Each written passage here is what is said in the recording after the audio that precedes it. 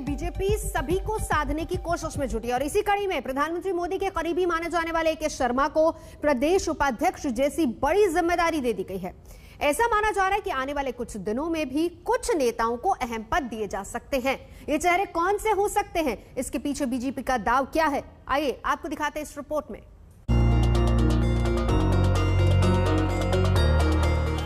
नए चेहरे हैं, नया दाम है, सत्ता की जंग है, ये यूपी का चुनाव है।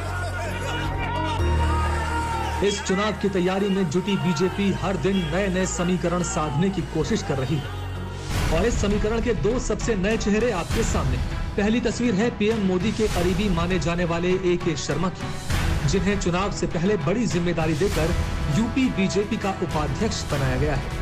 वहीं दूसरी तस्वीर में जितिन प्रसाद योगी आदित्यनाथ के साथ नजर आ रहे हैं, जिसे बीजेपी यूपी में बड़े ब्राह्मण चेहरे के तौर पर पेश कर रही है। पहले के शर्मा को मंत्रिमंडल में शामिल करने की अटकलें जोरों पर थी, लेकिन पार्टी उपाध्यक्ष जैसे अहम पद के बाद अब उन पर संगठन को मजबूत करने की जिम्मेदारी होगी।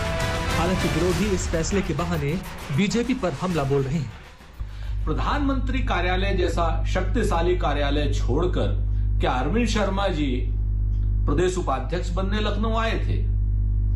क्या प्रदेश उपाध्यक्ष प्रधानमंत्री कार्यालय से बड़ा है?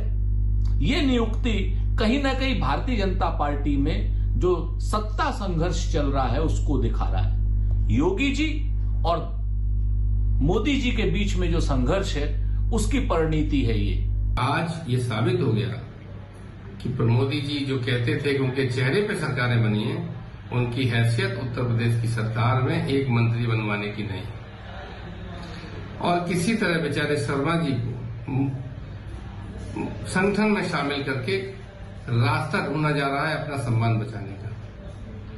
लोकतंत्र में इस तरह की आंतरिक लड़ाई लोकतंत्र के लिए भी खतरनाक है। वहीं जितिन प्रसाद उन ब्राह्मण वोटरों को लुभाने की कोशिश करेंगे जिसे कुछ समय से बीजेपी से नाराज बताया जा रहा है।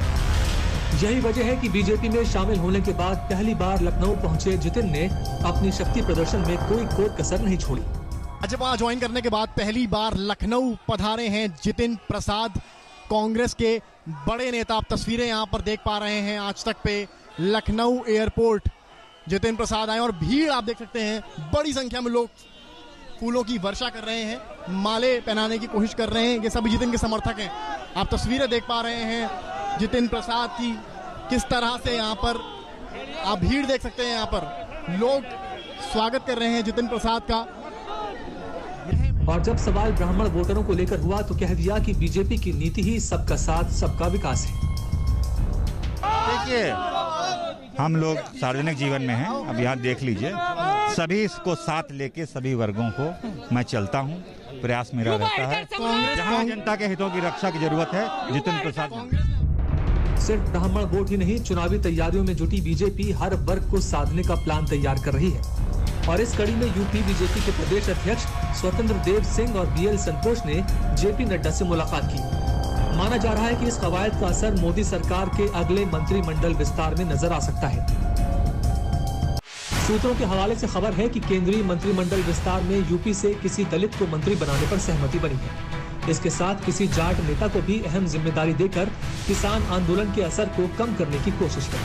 साथ ही यूपी से ही किसी गैर यादव ओबीसी नेता को भी अहम पद दिया जा सकता है। इन तैयारियों के बीच संगठन मंत्री बीएल संतोष 21-22 जून को 2 दिनों के दौरे पर यूपी पहुंच रहे हैं, जहां वो पार्टी के पदाधिकारियों और मंत्रियों से मुलाकात करेंगे। माना जा रहा है कि इस मुलाकात के बाद यूपी में दोबारा बीजेपी की जीत तय करने के लिए कुछ और बड़े फैसले लिए जा सकते हैं। दिल्ली से हिमांशु मिश्रा के साथ समर्थ श्रीवास्तव, लखनऊ आज तक।